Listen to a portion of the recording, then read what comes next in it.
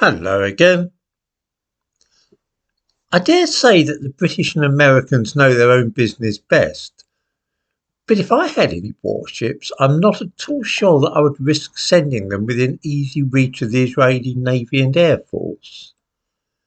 The Israelis can behave in unpredictable ways during a war, even where their allies are concerned. Now, I'm a great fan of the Israelis, but that doesn't mean that I have the slightest illusion about them, or that I do not know that they can be as ruthless with their friends as they are with their enemies. In the description to this video, I give a link to a piece which I made about an American ship called the USS Liberty. In 1967, Israel launched a surprise attack on three neighbouring countries, Jordan, Syria and Egypt. They were playing a very devious game, and it was crucial that nobody guessed exactly what they were up to.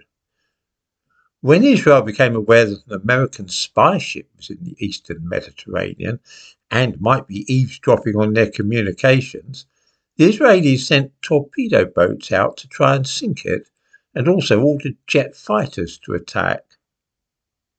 The ship was put out of commission and more than 30 sailors killed. Afterwards, Israel pretended that it was all a terrible mistake, but I don't think anybody believed that for a moment.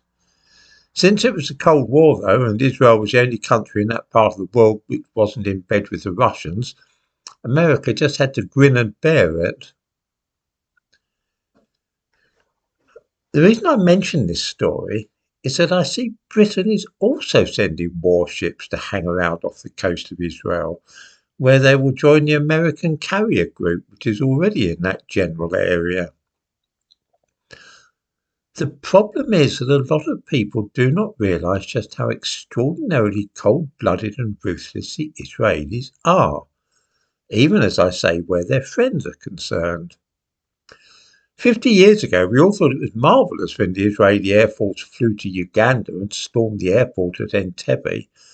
But what you must remember is that if they thought it was in their interests, they would just as cheerfully attack London's Heathrow Airport or Kennedy Airport in New York.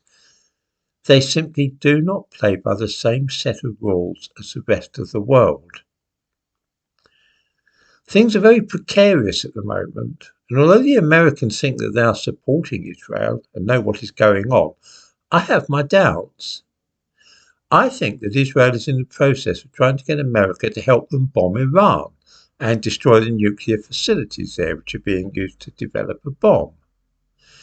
I can quite see that Israel wants a partner in this enterprise because the Americans have some really useful, super powerful munitions, these so-called bunker busters, which would be perfect for a job like that. And it really would be a great help for Israel if there were a general war in the region and the Americans drawn into it. If they could achieve such an end by launching a false flag attack on the American aircraft carrier, I have not the least doubt that that's what they would do.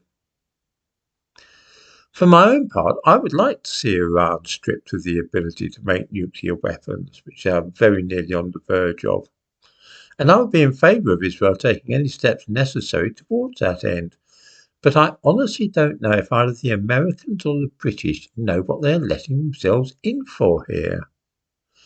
You really do need a very long spoon to sup with the devil, and there is a naivety about both Rishi Sunak and Joe Biden which suggests to me that they might actually trust Israel to play by some set of rules. Like that's ever going to happen.